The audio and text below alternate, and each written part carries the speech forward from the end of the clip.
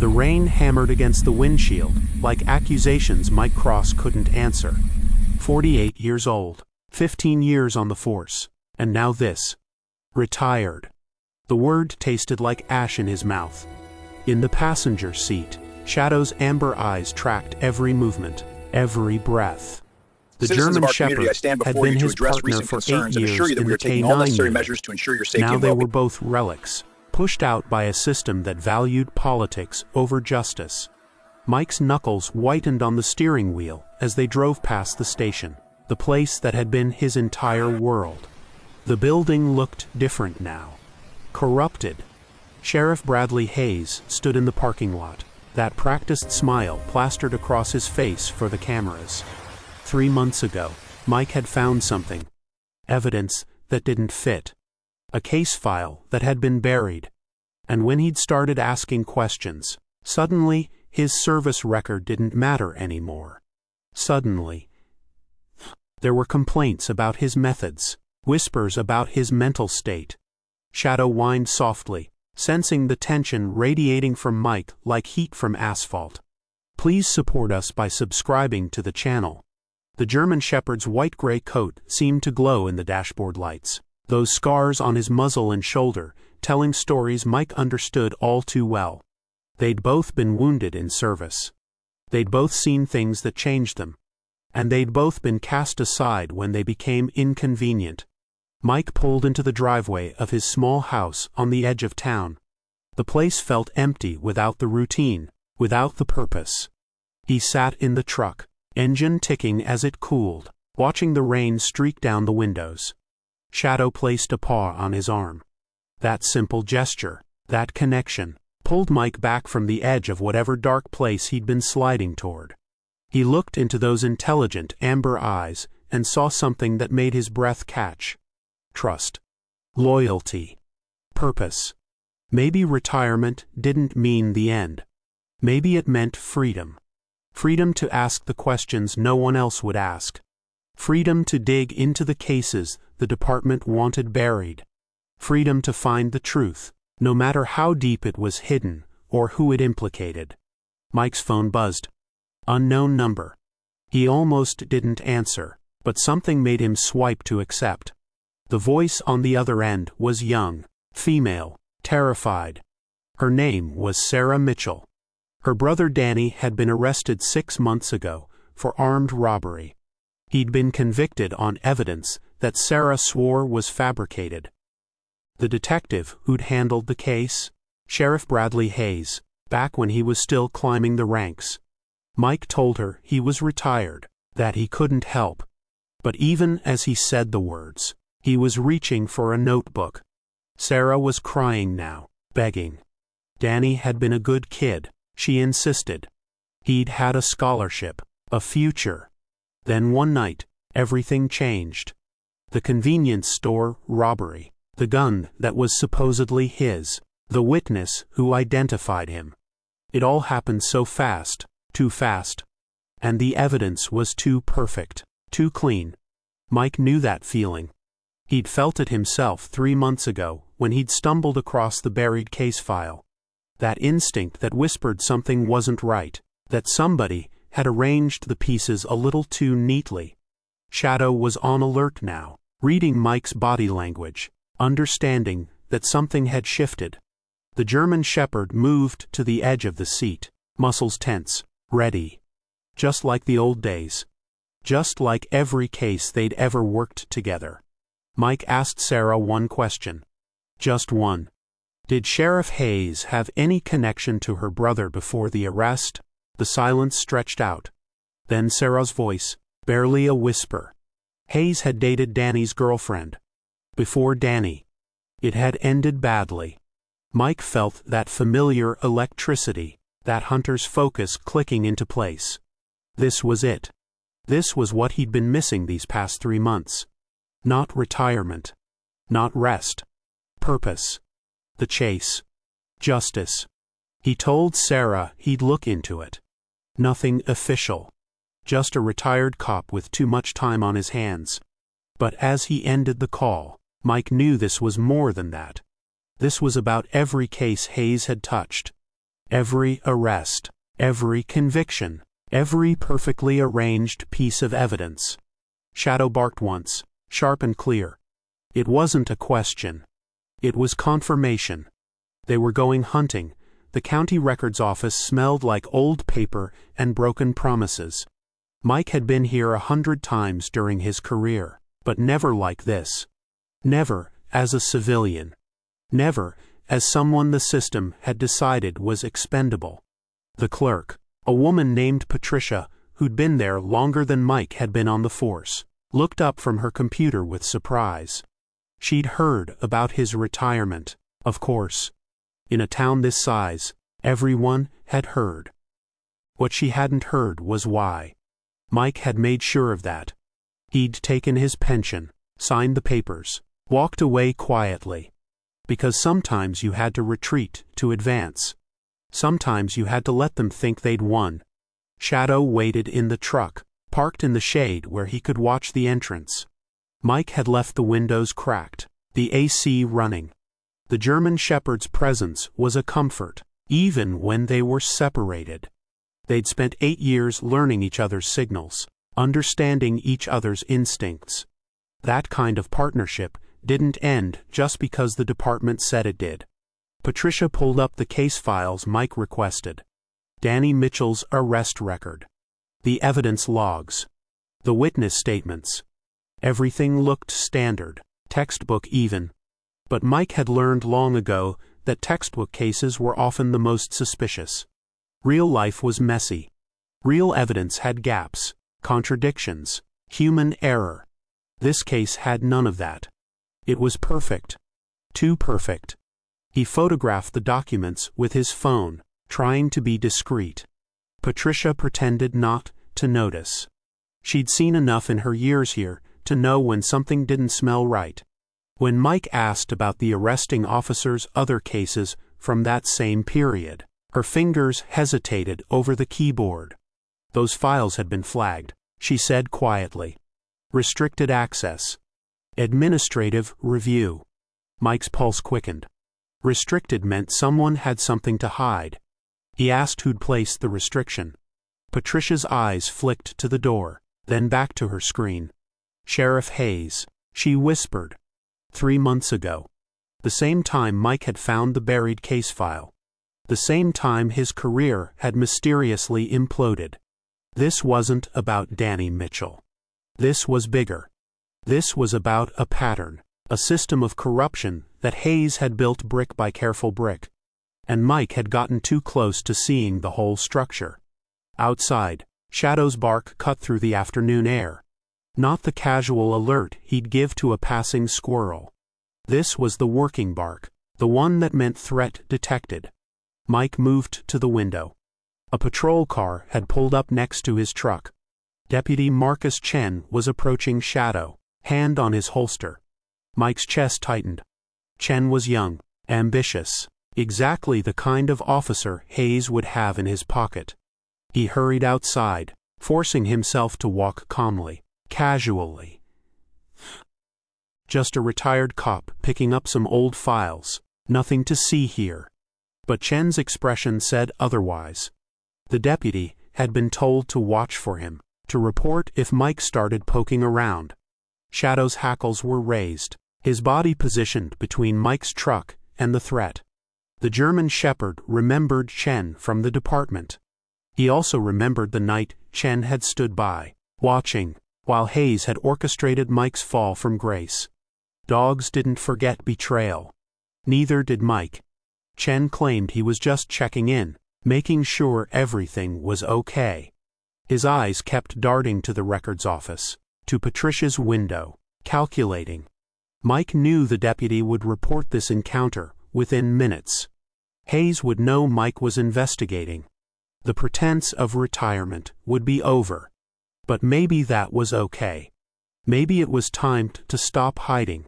Chen left with a warning wrapped in friendly concern. Stay out of trouble, he'd said. Enjoy your retirement. The words had sounded almost like a threat. Back in the truck, Mike sat with his hands on the wheel, breathing slowly. Shadow placed his head on Mike's shoulder, A gesture of comfort and solidarity. They'd crossed a line today. There was no going back now. Hayes would be watching. The department would be watching. Every move Mike made would be scrutinized, obstructed, blocked. But Mike had something they didn't. He had nothing left to lose. And he had Shadow. The German shepherd who'd never failed him, never doubted him, never abandoned him. That night, Mike spread the photographed documents across his kitchen table. Danny Mitchell's case was clean on the surface, but the timing bothered him. The arrest had happened exactly 1 week after Danny's girlfriend had filed a restraining order against someone. The name was redacted in the files Mike had accessed, but he could guess. Bradley Hayes didn't handle rejection well. Mike had seen it before, that entitled rage when someone dared to say no. He started building a timeline. Hayes's career trajectory. The cases he'd worked. The arrests that had seemed just a little too convenient. And there it was, emerging like a photograph in developer fluid. A pattern. Young men, mostly minorities, arrested on charges that barely stuck. Evidence that appeared perfect. Witnesses who seemed coached. And Hayes, always Hayes, at the center of it all. Shadow growled low in his throat. Someone was outside. Mike killed the lights, moved to the window. A car was parked across the street, engine running, headlights off. He couldn't make out the driver, but he didn't need to. This was a message. We know what you're doing. We're watching. Mike smiled in the darkness. Good. Let them watch. Let them worry. Because for the first time in 3 months, Mike Cross felt alive. The mountain trail was empty at dawn. Exactly how Mike preferred it.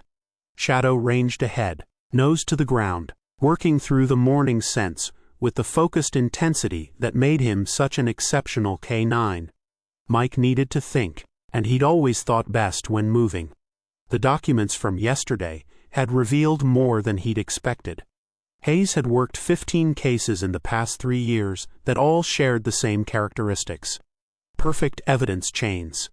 Convenient witness testimony.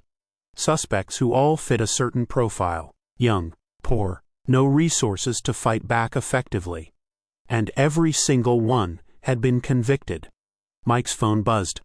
Sarah Mitchell, asking if he'd found anything. He told her to be patient, to trust the process. But the truth was, he'd found too much. Enough to know that Hayes had been systematically framing people. Not enough to prove it in a way that would hold up in court. Not yet. Shadow stopped abruptly, ears forward, body rigid. Mike's hand went instinctively to where his service weapon used to be. Old habits. He was unarmed now, just a civilian with a dog.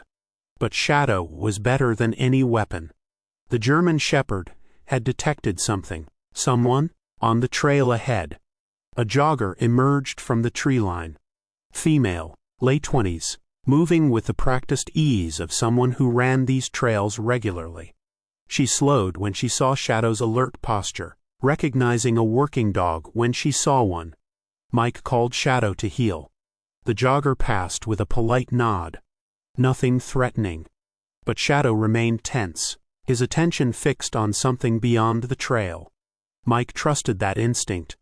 They left the main path, pushing through underbrush until they reached a small clearing. And there it was. A campsite, recently abandoned. Fast food wrappers, cigarette butts, and most tellingly, a notebook with pages torn out. Mike used a stick to flip through what remained. Lists of names. Addresses. License plate numbers. Some of the names he recognized from Hayes's cases. Witnesses. Informants. People who'd provided the convenient testimony that had sealed those perfect convictions. Shadow was digging at something near the cold fire pit. Mike pulled him back gently, then saw what had caught the German shepherd's attention. A phone, deliberately smashed and partially burned. Someone had tried to destroy evidence. Mike bagged everything carefully. He had no official authority to collect evidence, But he also had no obligation to follow department protocols anymore. That freedom was becoming his greatest advantage. His own phone rang. Unknown number again. Mike almost ignored it, but something made him answer. The voice was male this time, older, rough with something that might have been fear or anger or both. The man identified himself as Robert Hayes, Sheriff Bradley Hayes's father. He wanted to meet. Now. Mike's instinct screamed trap, but his curiosity was stronger. He agreed to meet at a diner on the edge of town, public enough to be safe, private enough to talk. Shadow rode shotgun, alert and watchful. Robert Hayes was waiting in a back booth when they arrived. He looked nothing like his son. Where Bradley was polished and political, Robert was weathered and worn, the kind of man who'd worked with his hands his whole life. Shadow settled at Mike's feet, eyes on the older man. Robert didn't waste time. He'd heard Mike was asking questions about Bradley. He'd heard about the retirement that wasn't really a retirement. And he wanted Mike to know something. His son was dirty. Robert's voice cracked on the word. He'd suspected for years, he said. The expensive car Bradley drove on a sheriff's salary. The way he'd react when certain cases were mentioned.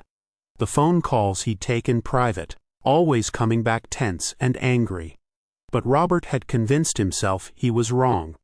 Bradley was his son. Law enforcement. One of the good guys. Then a week ago, Robert had found something in Bradley's home office. He'd been visiting, and Bradley had left in a hurry. The safe was open. Inside were stacks of cash. Photographs.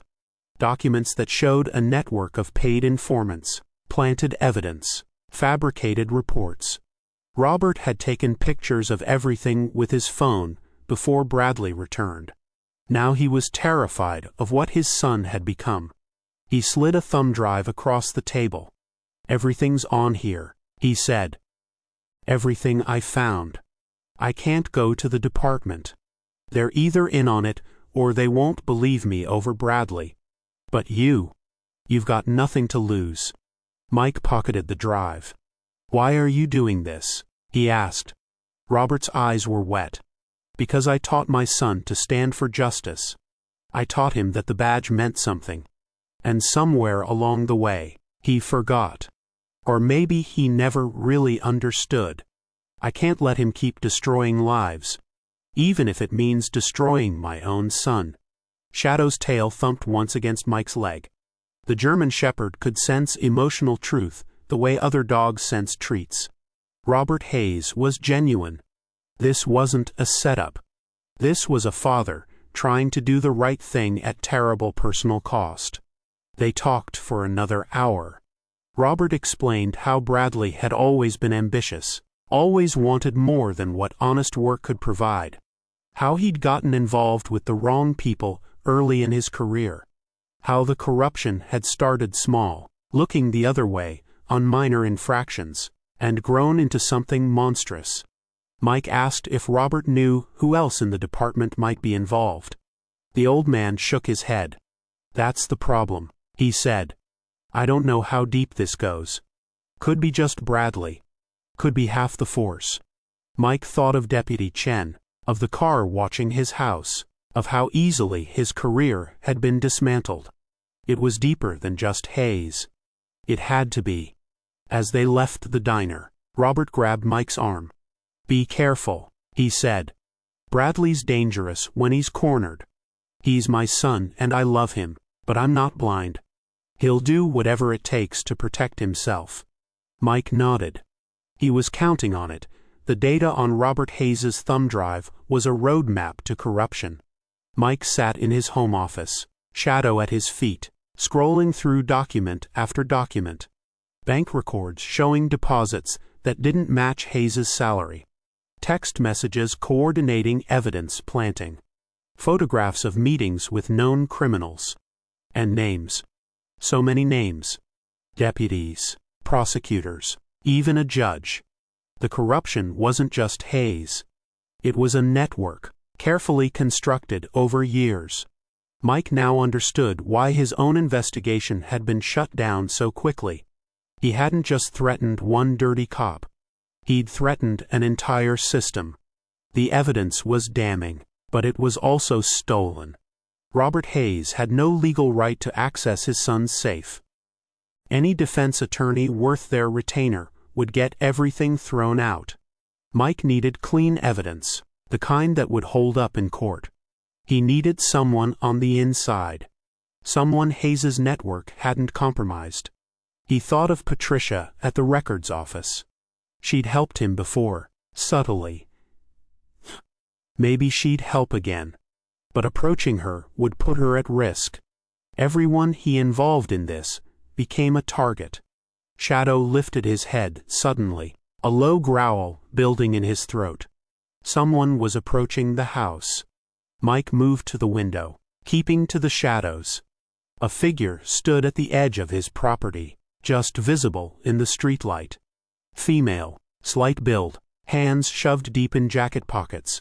She looked around nervously, then started up the driveway. Mike met her at the door, Shadow beside him. The woman was young, maybe 25, with a kind of exhaustion that came from carrying secrets too heavy to bear. She introduced herself as Officer Lisa Tran. She'd been with the department for 2 years, and she'd seen things that kept her awake at night. Lisa had been in the evidence room last month when Deputy Chen brought in a bag from a drug bust. She'd watched him tamper with the contents, adding more narcotics than had been initially logged. When she'd questioned it, Chen had told her to mind her business. That's how things worked here. She'd stayed quiet out of fear. But then she'd heard about Mike's forced retirement, about the veteran detective who'd asked too many questions.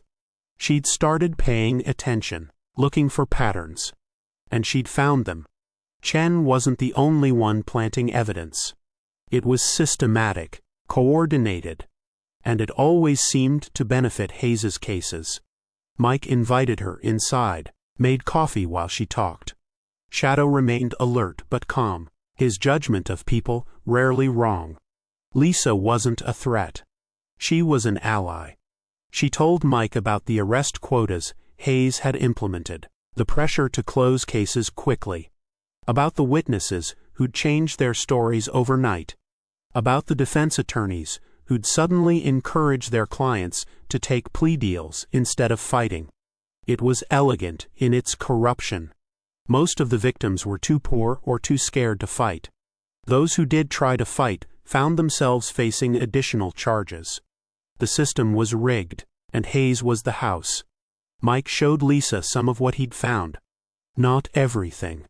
He still didn't know if he could fully trust her, but enough to see if she'd recognize the pattern. Her face went pale. She recognized several of the names from recent cases. Cases she'd worked on. Cases where she'd felt something was wrong, but hadn't known how to prove it. Lisa wanted to help.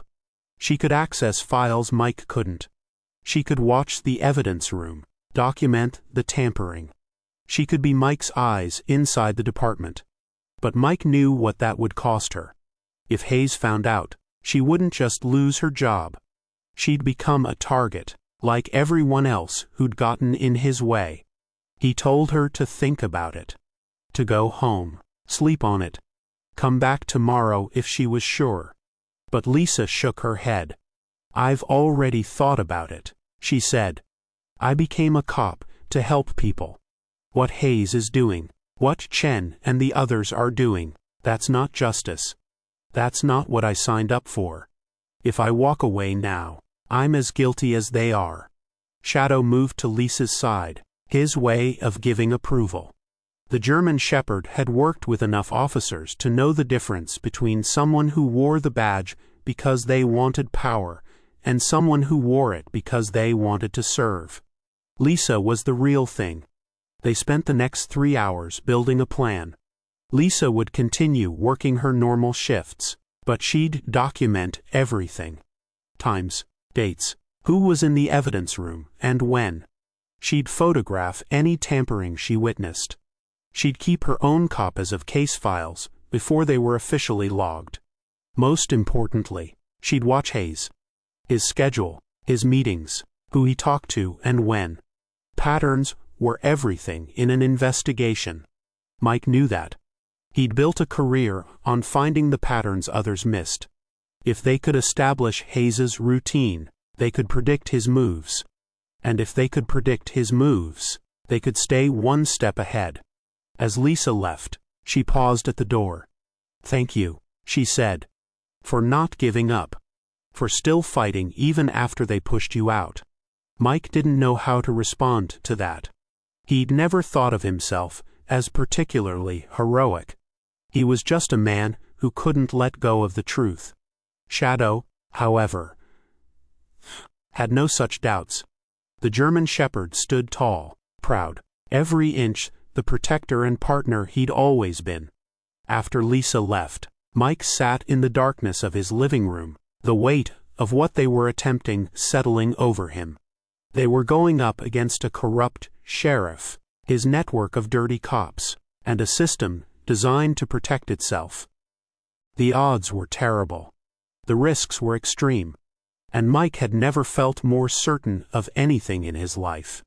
This was what he was meant to do. Not arrest drunks or write traffic tickets. This. Fighting for people who couldn't fight for themselves. Standing between the innocent and those who'd abuse power. Seeking justice when the system designed to provide it had failed. Shadow's head rested on Mike's knee, solid and warm and real. Whatever came next, they'd face it together. The way they always had, 3 days of surveillance had revealed Hayes's routine with clockwork precision. Every morning at 7, he'd stop at the same coffee shop. Every Tuesday and Thursday, lunch at the country club.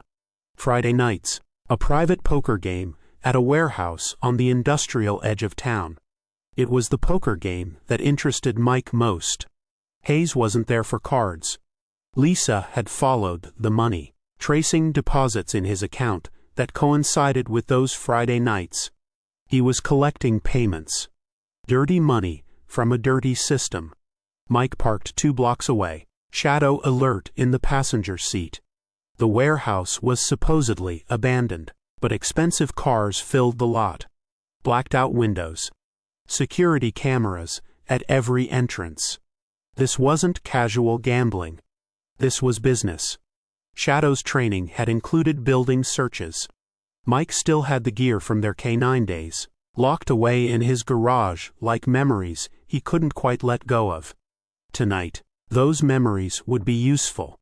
They approached from the blind side, where cameras didn't quite cover.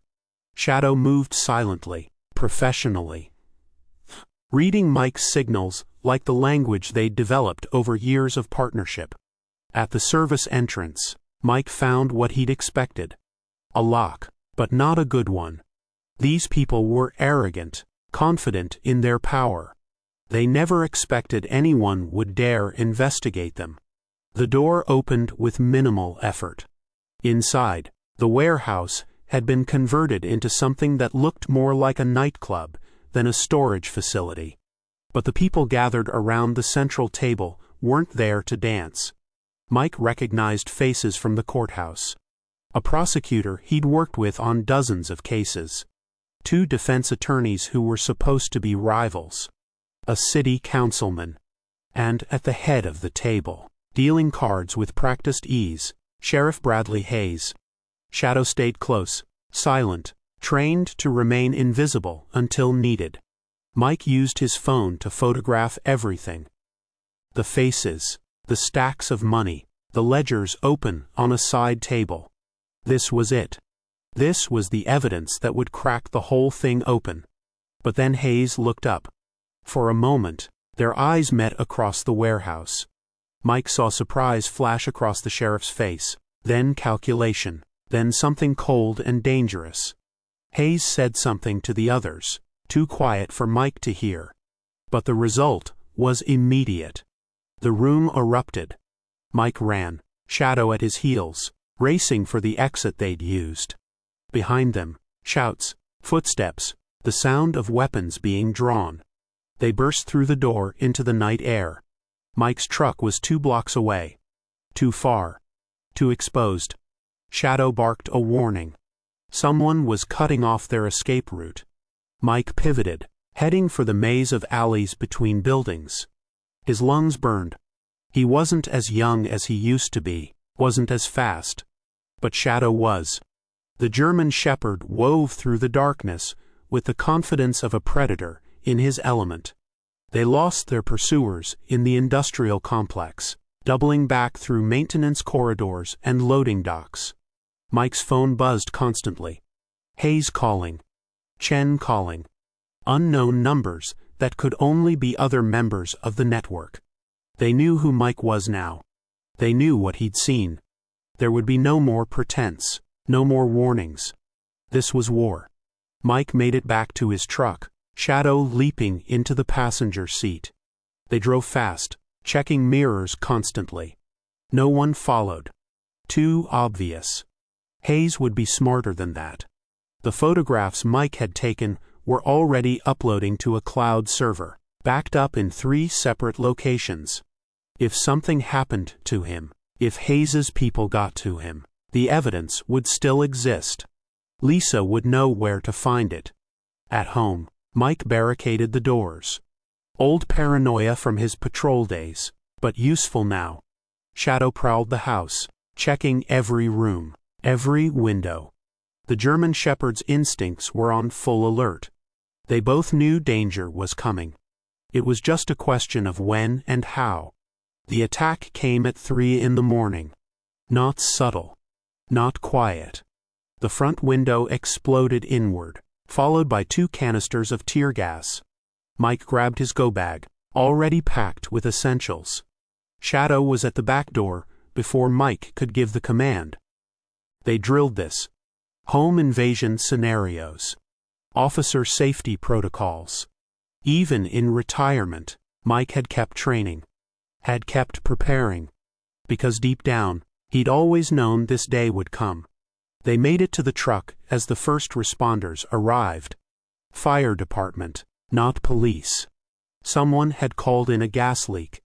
Perfect cover for Hayes's people to search the house, destroy evidence, maybe plant some of their own. Mike drove to a motel 3 towns over. Paid cash.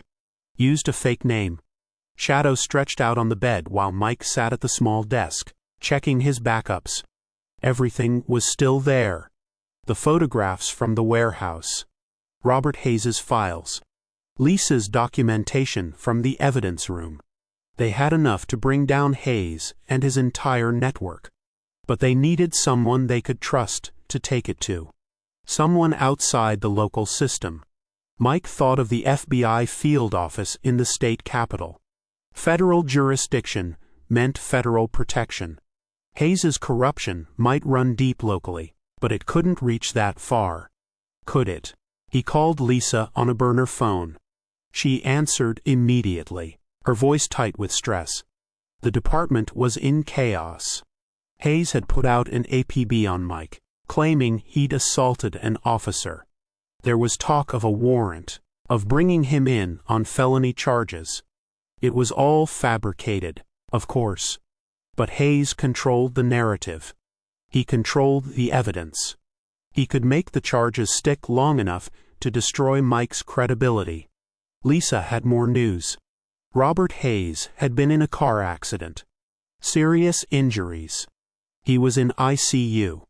The official story was he'd been drinking, lost control on a mountain road. But Lisa had seen the crash report. The damage pattern was wrong. It looked more like he'd been run off the road. Mike's hands tightened on the phone. Hayes was eliminating anyone who could testify against him. Robert. Mike. Probably Lisa next. They were out of time. Mike told Lisa to meet him at a specific location tomorrow at noon. A place public enough to be safe, isolated enough to talk. He didn't tell her he was planning to go to the FBI. The less she knew, the safer she'd be. After the call, Mike sat in the darkness, Shadow's breathing the only sound. The German shepherd had moved from the bed to the floor beside Mike's chair, offering comfort, offering solidarity. They'd been through worse than this. Raids on drug houses. Standoffs with armed suspects. That time Shadow had taken a knife meant for Mike. They'd survived all of it. They'd survive this too. But survival wasn't enough anymore. Mike didn't just want to escape Hayes's web. He wanted to burn it down. Every corrupt cop. Every dirty prosecutor. Everyone who'd used their power to hurt the innocent. Justice wasn't just about catching the bad guys. It was about making sure they faced consequences. Real consequences. The kind that couldn't be bought or negotiated away. Shadow's eyes gleamed in the darkness, amber and gold and absolutely fearless. Tomorrow, they'd make their move. Tonight, they'd rest. Because warriors, human and canine alike, needed to save their strength for the battles ahead. The morning brought news that made Mike's blood run cold. Lisa Tran was missing. She hadn't reported for her shift. Her apartment showed signs of a struggle. Her car was found abandoned near the docks. Hayes was moving fast, eliminating witnesses before Mike could act. The FBI field office was a 4-hour drive. Mike made it in 3, Shadow riding shotgun, both of them hyper-alert for any sign of pursuit. The federal building was intimidating by design, all concrete and security checkpoints. Mike had been here before, back when he was still a detective, coordinating on cases that crossed jurisdictions. Special Agent Rebecca Morrison met him in a conference room. She was in her 40s, sharp-eyed, with a kind of presence that suggested she didn't suffer fools. Mike had worked with her on a human trafficking case 2 years ago. She'd respected his methods then. He hoped she'd listen now. He laid everything out. The documents. The photographs. The pattern of corruption. Morrison listened without interrupting, her expression revealing nothing. When Mike finished, she sat back, arms crossed. "This is serious," she said. "If even half of what you're alleging is true, we're looking at RICO charges. Conspiracy. Civil rights violations. But Mike, you know how this works. I can't just raid a sheriff's department based on stolen documents and photographs taken during an illegal entry." Mike had expected this. He pulled out his phone, showed her the video he'd recorded at the warehouse. Hayes's face clearly visible. The money changing hands. The ledgers showing payoffs. Morrison's eyes narrowed. "That's better," she said. "But I'll need to verify the sources. Interview witnesses. Build a case that will hold up." Mike told her about Lisa. About Robert Hayes in the hospital. About the systematic elimination of anyone who could testify. Morrison's expression hardened. "Okay," she said. "We move fast. I'll get a warrant for Hayes's arrest within the hour. We'll bring in the DEA, the U.S. Marshals. Full task force. But Mike, you need to stay out of sight. If Hayes gets wind that you're here, that you've talked to federal agents, he'll run. Or worse." Mike agreed, but he had one condition. He wanted to be there when they arrested Hayes. He'd earned that right. Morrison considered, then nodded. "Observation only," she said. "You're a civilian now. You don't participate. But yeah, you can watch." They put Mike up in a federal safe house, a nondescript apartment with round-the-clock protection. Shadow stayed with him, the German shepherd's presence a constant comfort. The waiting was torture. Morrison had promised rapid movement, but federal investigations moved at their own pace. Warrants had to be signed. Teams had to be assembled. Strategy had to be coordinated. Mike paced the apartment, checking his phone every 5 minutes for updates. Shadow watched him with those knowing amber eyes, patient where Mike was restless. On the second day, Morrison called. They'd found Lisa. She was alive, held in a storage unit on the outskirts of town. Dehydrated, terrified, but alive. Chen had been the one holding her. When the FBI raided the location, he tried to run. Now he was in federal custody, singing like a canary. Chen had given up Hayes, the prosecutors, the whole network. He was looking at decades in prison and wanted any deal he could get. Morrison said they had enough now. Enough to move. The arrest would happen tomorrow at dawn. Mike barely slept that night. Shadow, sensing his anxiety, stayed pressed against his side. The German Shepherd had always known when Mike needed him most. The federal convoy assembled before sunrise. U.S. Marshals, FBI agents, DEA officers. They weren't taking chances. Hayes was dangerous, and they didn't know which local officers might try to interfere. Mike rode in Morrison's vehicle, Shadow in the back. The German Shepherd was calm, professional, as if this were just another day on the job. Hayes lived in a gated community, the kind of place that projected wealth and safety. The convoy rolled through the gates with sirens silent, moving with practiced efficiency. They surrounded the house. Morrison gave the order. Federal agents, armed with assault rifles and tactical gear, approached the front door. Mike watched from the street, his heart pounding. This was it. Justice for Danny Mitchell. For all of Hayes's victims. For Lisa and Robert and everyone else who'd suffered under that corrupt system. The door opened. But it wasn't Hayes. It was his wife, terrified and confused. The house was empty. Hayes was gone. Morrison's phone rang. She listened, her face darkening, then turned to Mike. "Hayes is at your house," she said. "He has hostages." Mike's world narrowed to a single point. His house. His neighbors. Mrs. Chen next door, the elderly woman who'd brought him cookies when Shadow first came home from the K-9 unit. The Morrison kids across the street, who liked to throw tennis balls for Shadow to catch. Hayes had them. All of them. Using them as leverage. As shields. Morrison was already coordinating a response. Hostage negotiators. SWAT teams. Standard protocol for a barricade situation. But Mike knew Hayes. Knew how he thought. This wasn't about negotiation. This was about revenge. Hayes wanted Mike to suffer.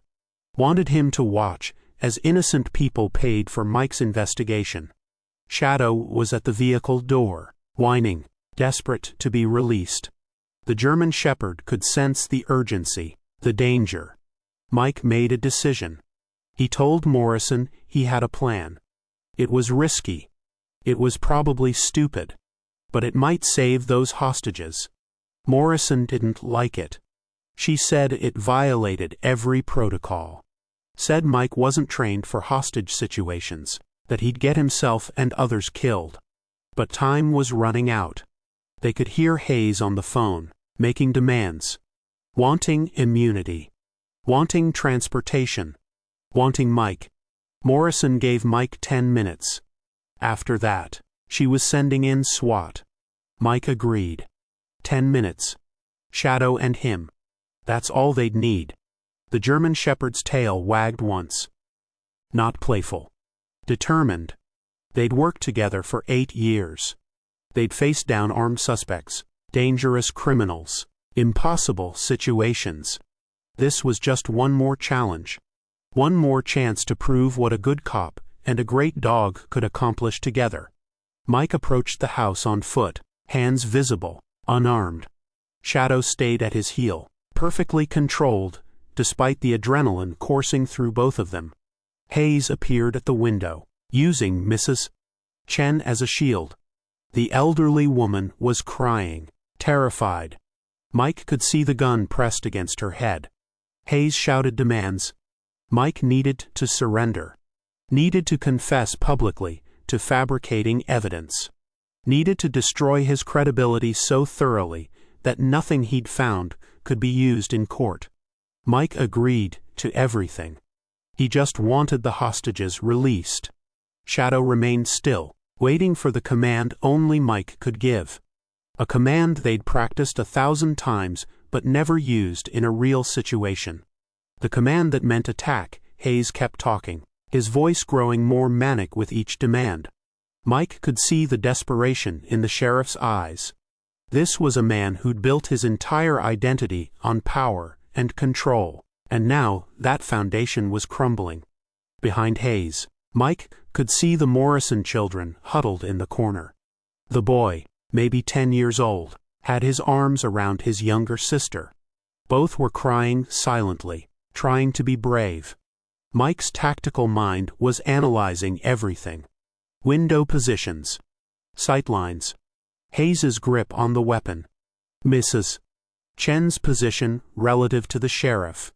Shadow was doing the same calculation, reading the situation with instincts honed by years of training. The German shepherd knew what was coming, could sense it in Mike's breathing, in the tension of his muscles. Hayes made a mistake. He moved Mrs. Chen slightly to the left, adjusting his grip. For just a second, there was an opening. Mike gave the command. A sharp whistle, barely audible. Shadow exploded into motion. The German shepherd moved like a missile, covering the distance to the window in seconds. Hayes turned, startled, bringing the gun around. But Shadow was faster. The impact of 80 pounds of muscle and determination hitting the window was tremendous. Glass shattered. Hayes went down, Shadow's jaws locked on the arm holding the weapon. Mike was already moving, climbing through the broken window. His only thought was protecting those hostages. Getting them out. Hayes was screaming, trying to shake off Shadow. But the German shepherd had been trained for this exact scenario. Disarm and contain. Never release until commanded. Mike reached Mrs.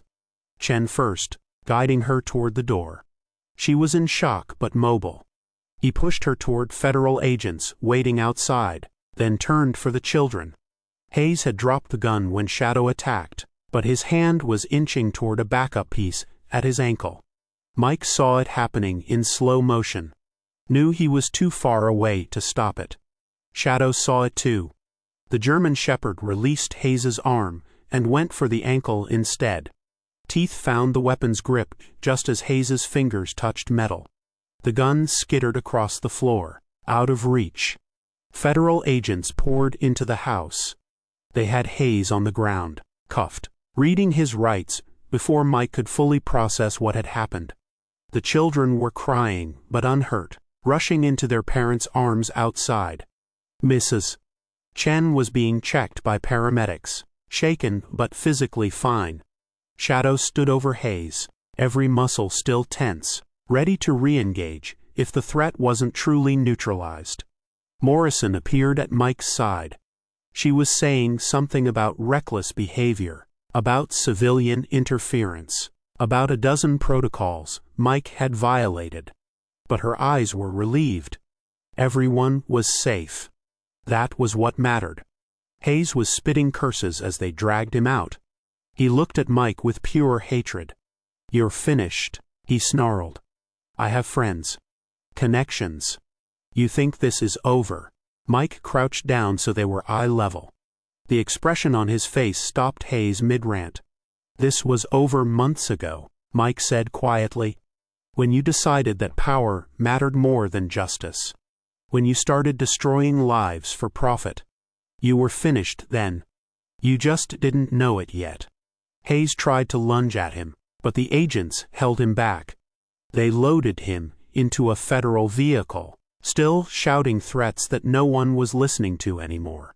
Shadow came to Mike's side, limping slightly.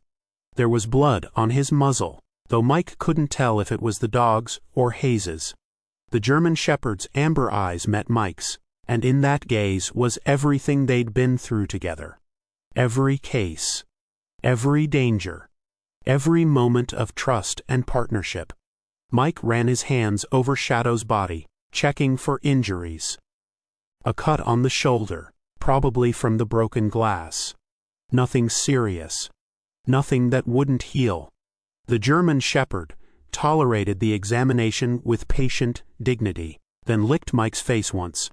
"We did it." "Partner," Mike whispered. "We actually did it."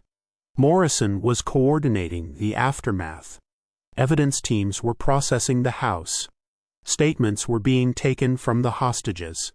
News vans were arriving, drawn by the police activity. The next few hours were a blur. Mike gave his statement to federal investigators, answering the same questions over and over. Shadow received treatment from a police vet who pronounced him healthy despite the cut.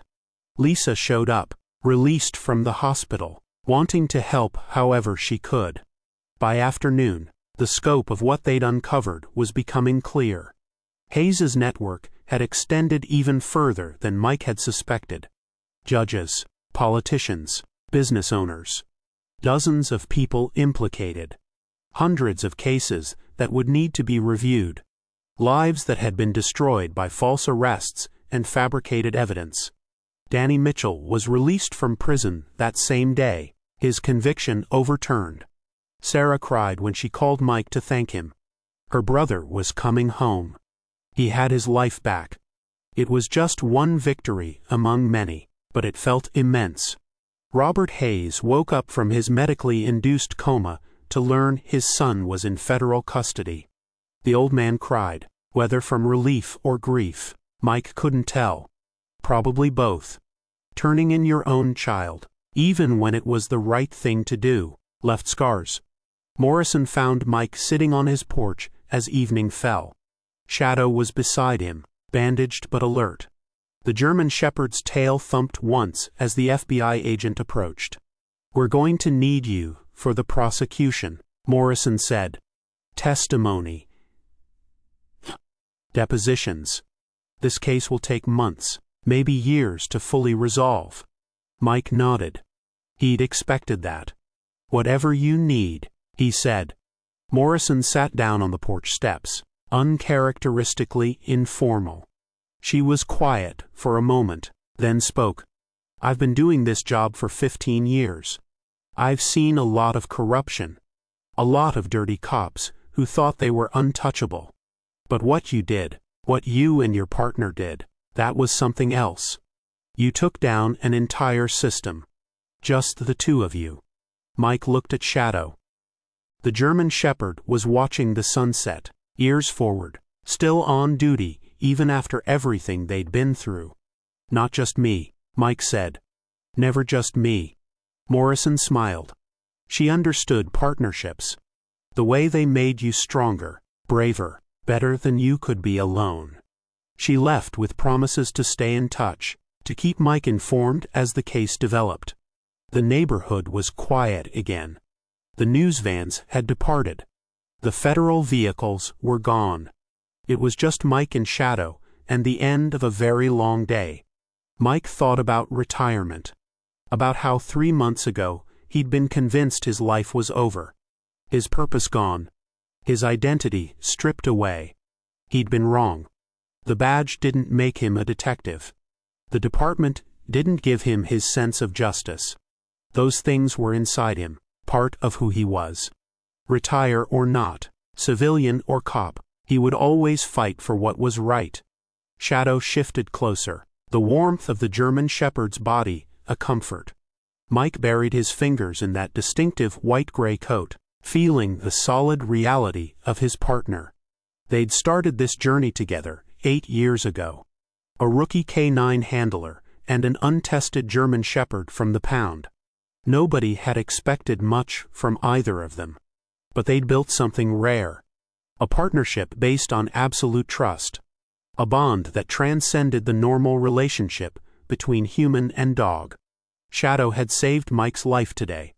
Not for the first time. Not for the last time, probably. But each time felt like a gift. A reminder that some things in this world were worth believing in. Loyalty. Courage. The determination to protect those who couldn't protect themselves. The following weeks brought vindication and chaos in equal measure. Hayes's arrest triggered a cascade of investigations. The FBI arrested 12 more people, including Deputy Chen, 3 prosecutors, and 2 judges. The local news couldn't stop talking about it. National media picked up the story. Retired detective and his K-9 partner expose massive corruption ring. They wanted interviews. Mike declined all of them. Danny Mitchell didn't. The young man appeared on television, telling his story. How he'd been framed. How his life had been destroyed. How a retired cop and his dog had given him back his future. Sarah Mitchell sent Mike a handwritten thank you note.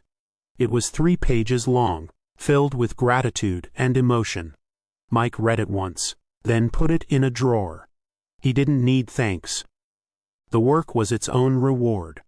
Lisa Tran returned to duty with the department, but not for long. She'd seen too much, lost too much trust in the system. Instead, she applied to the FBI. Morrison fast-tracked her application. The Bureau needed people like Lisa. People who understood that the badge was a responsibility, not a license for power. Robert Hayes recovered from his injuries. He visited Mike once, ostensibly to thank him, but really just to talk about his son. Bradley was facing federal charges that would put him away for decades. Robert was trying to reconcile the boy he'd raised with the man his son had become. Mike listened without judgment. He'd seen what corruption could do to people. How it started small and grew until it consumed everything decent. Robert hadn't failed as a father. Bradley had failed as a man. That distinction mattered. Shadow had become something of a local celebrity. People recognized the distinctive white-gray coat, the scars, the amber eyes. Children wanted to pet him. Adults wanted to hear his story. The German Shepherd tolerated the attention with patient dignity, but Mike could tell his partner preferred their quiet mornings on the mountain trails. They'd return to that routine. Early starts. Long hikes. Shadow ranging ahead, working through scents, burning off energy. Mike following, thinking, processing everything that had happened. The trials were scheduled to begin in 3 months. Morrison kept Mike informed of developments. Hayes was refusing to cooperate, convinced he could beat the charges. His lawyers were good, expensive. But the evidence was overwhelming. Chen had turned state's witness. Lisa's documentation was meticulous. Mike's photographs from the warehouse were damning. And then there was Robert's testimony. A father willing to put his son in prison to do what was right. That carried weight with juries. Mike knew Hayes would be convicted. The only question was how long the sentence would be. But even with justice served, he couldn't shake the feeling that this was just one battle in a larger war. Corruption didn't exist in a vacuum. For every Hayes they caught, how many others were operating in different jurisdictions? How many dirty cops, corrupt prosecutors, compromised judges? The system was supposed to protect people. When it failed, when it actively harmed the innocent, who was there to fix it? Mike thought about that question during his morning hikes. Shadow would bound ahead, then circle back, checking on Mike. The German Shepherd's instinct to protect never switched off. One morning, about 6 weeks after Hayes's arrest, Mike's phone rang during their hike. Unknown number. He almost didn't answer, but something made him pick up. The voice was young, male, desperate. His name was Marcus Rivera. His sister had been arrested for a crime she didn't commit. The evidence against her was perfect. Too perfect. The detective handling the case had a reputation for always getting convictions. Marcus had heard about Mike. About what he'd done with the Hayes case. He was hoping, begging really, that Mike might look into his sister's situation. Mike's first instinct was to refuse. He'd done his part. Brought down Hayes. Exposed the corruption. He'd earned his retirement. But then he looked at Shadow. The German Shepherd was watching him, those amber eyes so knowing, so understanding. This was who they were. This was what they did. They fought for people like Marcus's sister. For victims of a broken system. For justice when the official channels failed. Mike asked Marcus to send him the case files. He'd take a look. No promises, but he'd see what he could find. Marcus's relief was audible. "Thank you," he said. "Thank you so much." Mike ended the call and stood there on the mountain trail, the morning sun warm on his face. Shadow came to his side, leaning against his leg. "We're doing this again, aren't we?" Mike said to the German shepherd. Shadow's tail wagged. That was answer enough. They couldn't fix every broken case. Couldn't right every wrong. But they could try. And sometimes, trying was enough. The trail back to the truck was familiar. Mike and Shadow had walked it hundreds of times. But today, it felt different. Like a beginning, rather than an ending. Morrison called that afternoon with an update on the Hayes prosecution. Everything was proceeding as expected. The trial would be a formality. Hayes was going away for a very long time. She asked Mike how he was handling civilian life. Finding it boring yet? Mike laughed. Not exactly, he said. He told her about Marcus Rivera's call. About the new case he was looking into. Morrison was quiet for a moment, then spoke.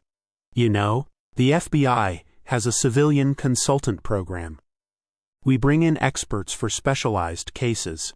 People with unique skills and experience." Mike knew where this was going. "You're asking if I want to work for the Bureau.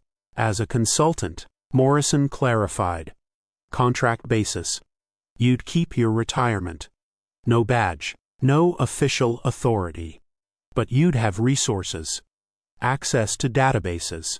The ability to pursue cases that local jurisdictions can't or won't handle. And you'd have Shadow," she added.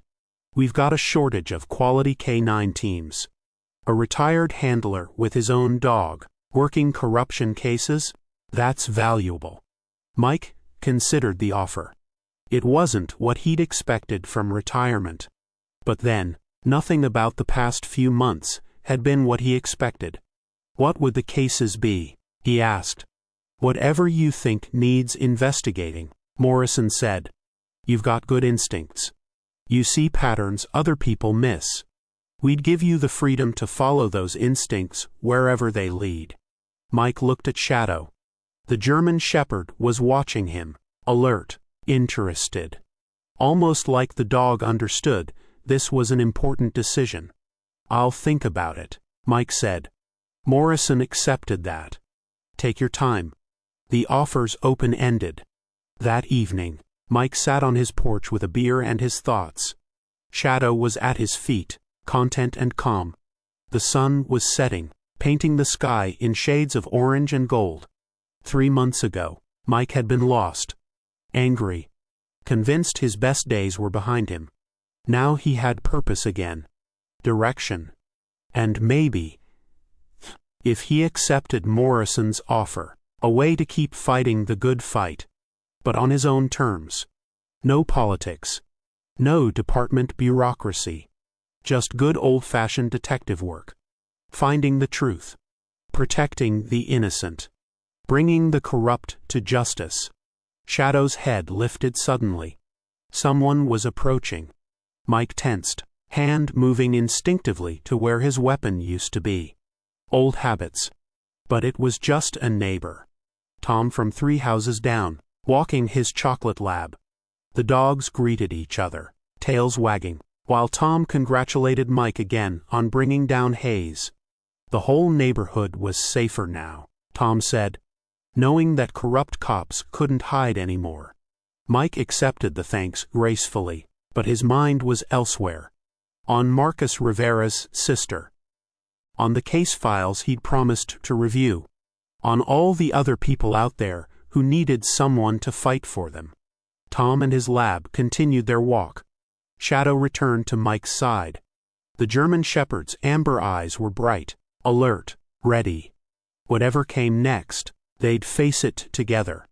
The way they always had. The case files Marcus Rivera sent were troubling.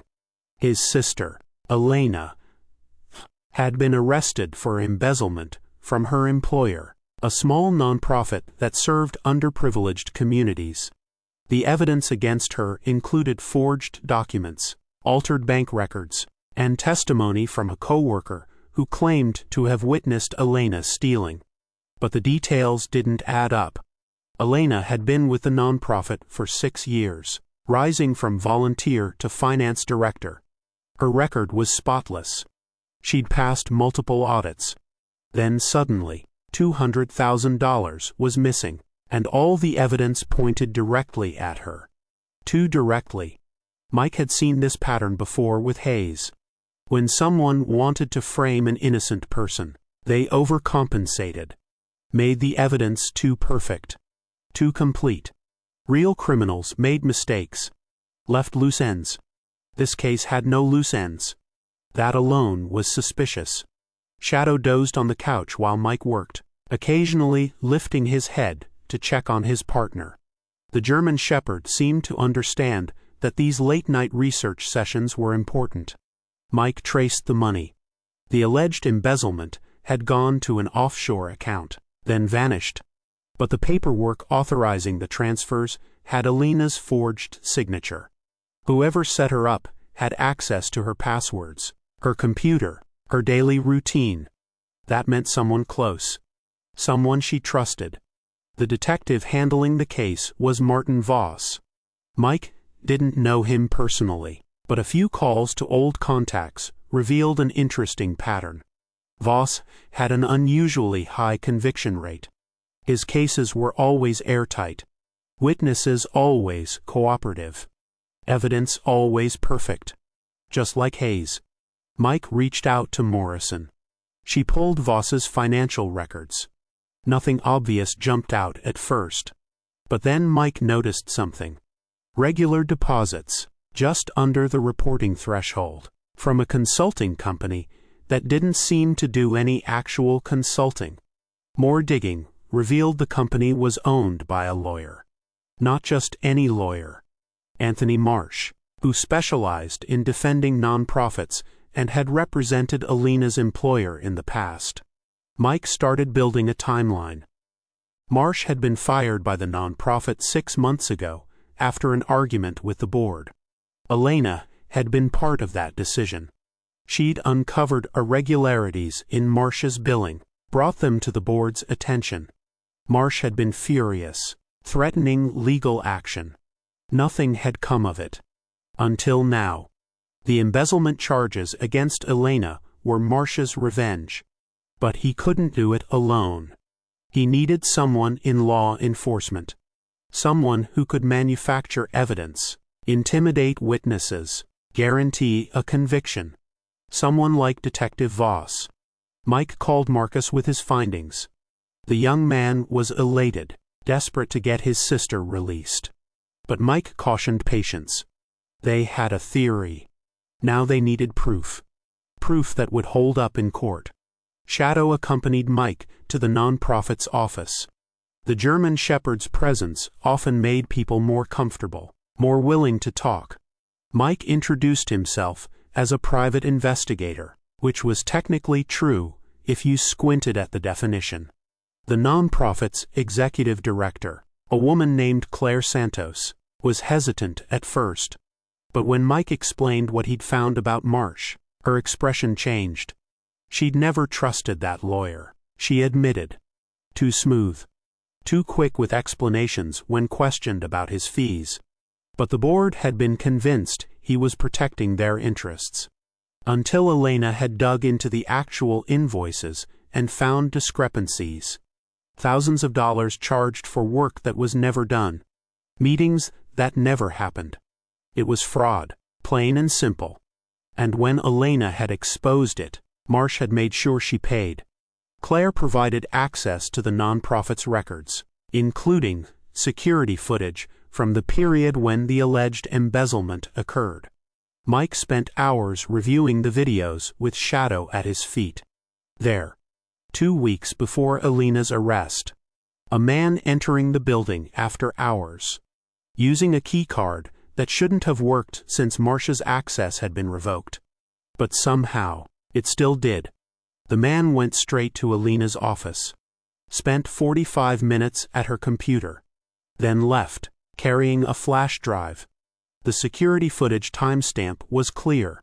Mike had his proof. But he needed more.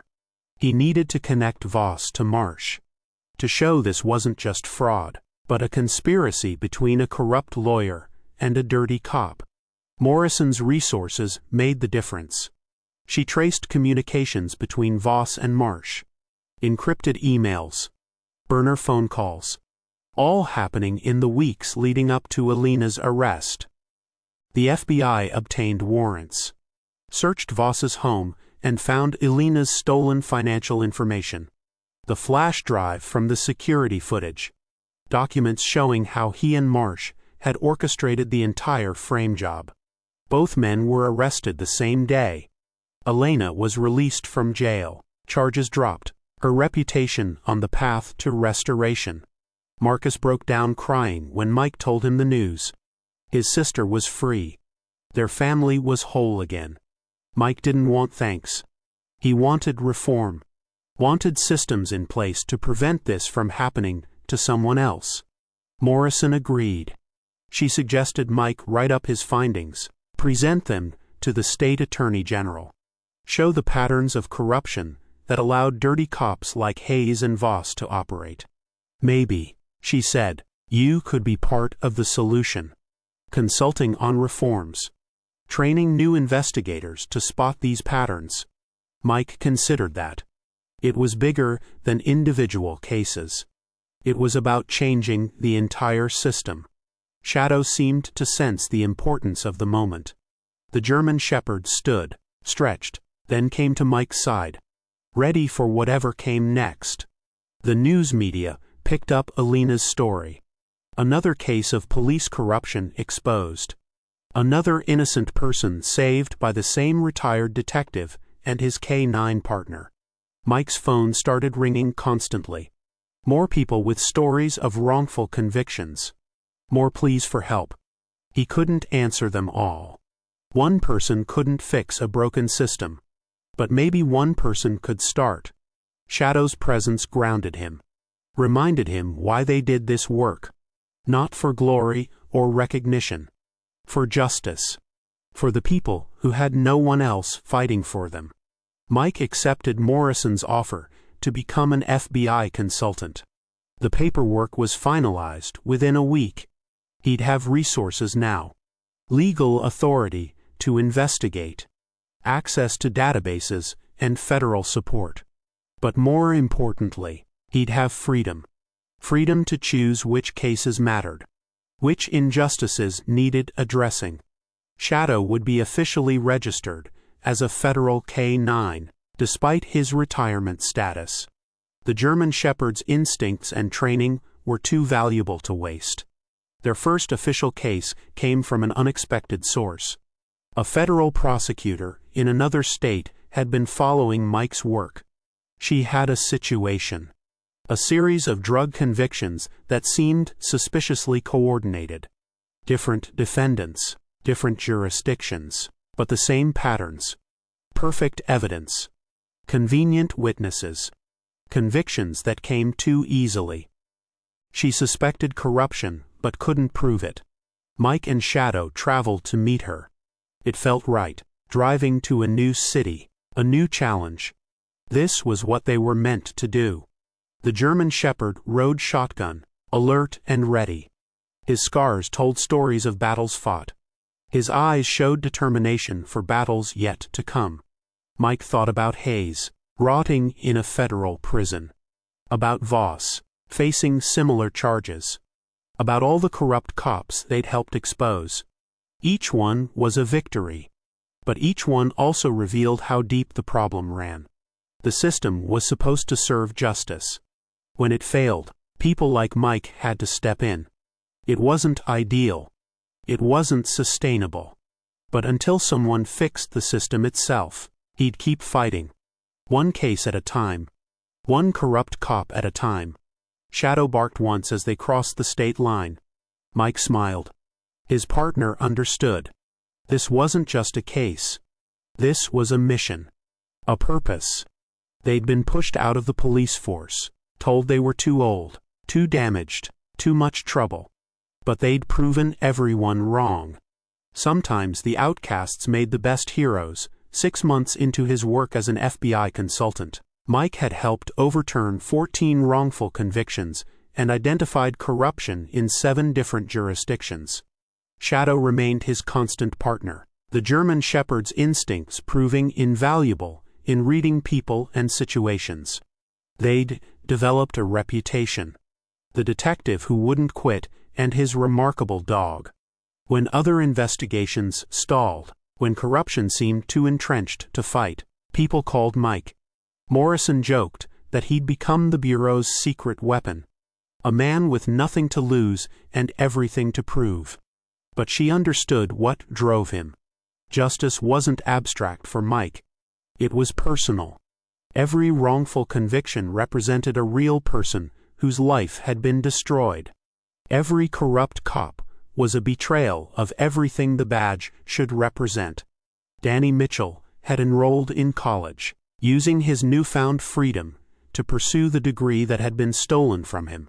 He'd visited Mike once, bringing Sarah. They'd wanted to thank him in person. Mike had deflected, giving credit to Shadow. But Danny understood. The detective and his dog were a team. You couldn't separate their achievements. Elena Rivera had returned to work at the nonprofit, implementing new safeguards against fraud. She'd also become an advocate for criminal justice reform, speaking publicly about her experience. Her voice carried weight. She'd lived through the nightmare of being innocent but unable to prove it. Lisa Tran had graduated from the FBI Academy at the top of her class. She called Mike regularly, asking for advice on cases. He was proud of her. She represented what law enforcement should be. Courage combined with integrity. The cases kept coming. A detective in Florida who'd been planting evidence for years. A prosecutor in Oregon who'd been suppressing exculpatory evidence. A sheriff in Montana running a protection racket. Each investigation revealed new depths of corruption. But each also showed that the system could work when good people refused to look away. Shadow was slowing down. At 11 years old, the German Shepherd couldn't work as many hours as he used to. Mike noticed the slight limp after long days.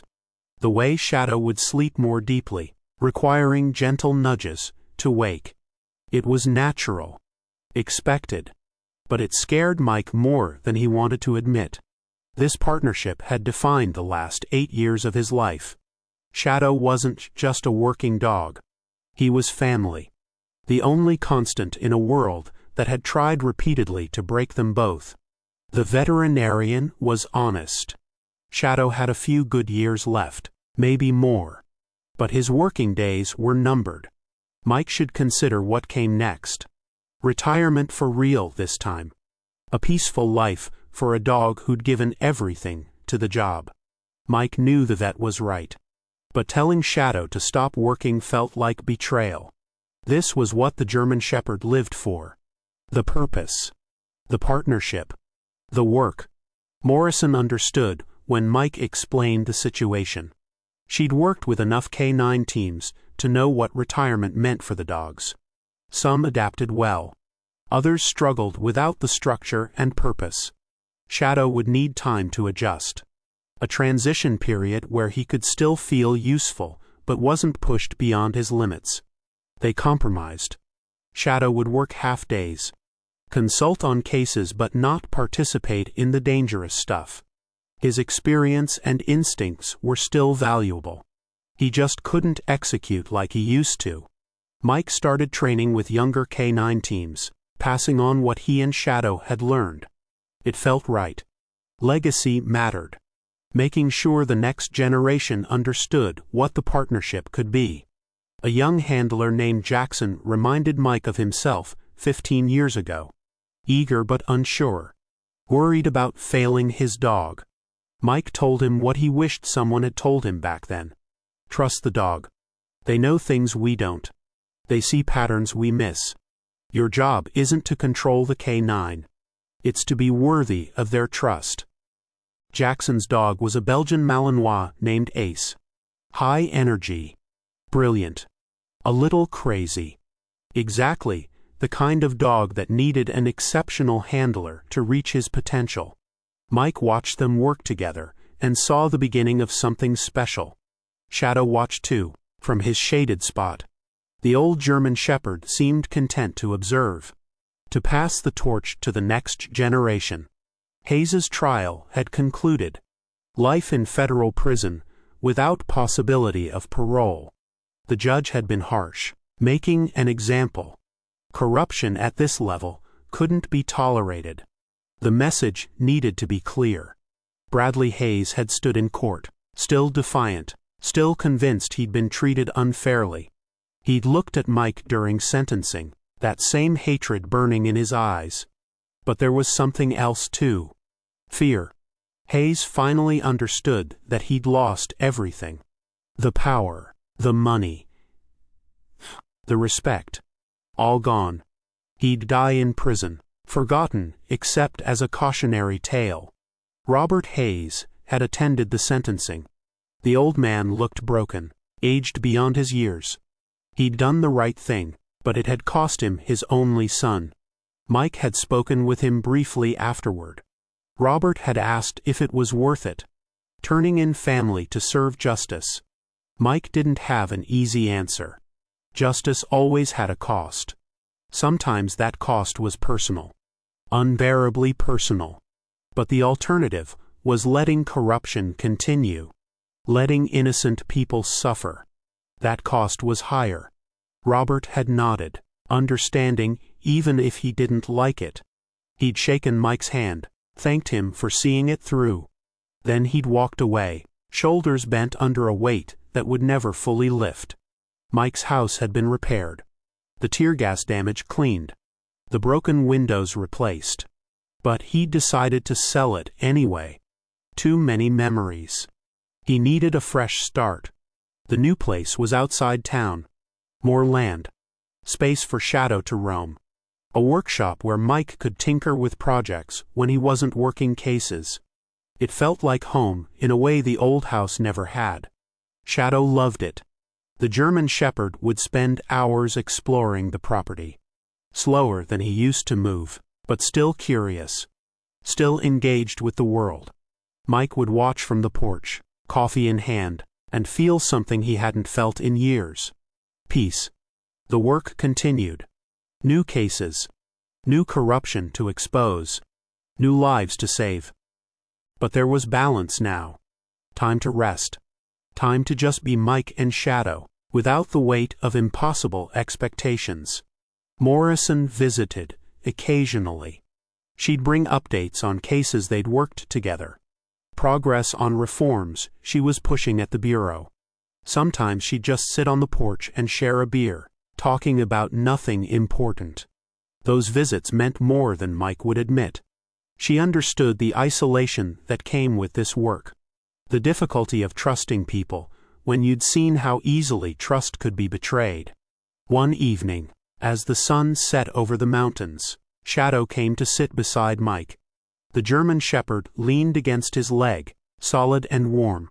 Mike ran his hand over that distinctive white-gray coat, feeling the scars from years of service. "We did good, didn't we?" he said quietly. Shadow's tail thumped against the deck. Agreement. Pride. Contentment. They'd started as outcasts. A cop the department wanted gone, and a dog nobody else wanted. They'd been underestimated, dismissed, written off. But they'd proven everyone wrong. Exposed corruption that had seemed untouchable. Saved lives that the system had abandoned. Changed things in ways that would echo for years. Not bad for a retired detective and his senior citizen German Shepherd. Mike's phone buzzed. Another case. Another plea for help. Another chance to fight for justice. He looked at Shadow. The German Shepherd's amber eyes met his, still bright despite the gray around the muzzle. Still ready despite the years. Still his partner in every way that mattered. Mike answered the call. Because this was who they were. Who they'd always be. Two warriors who refused to quit. Fighting for those who couldn't fight for themselves.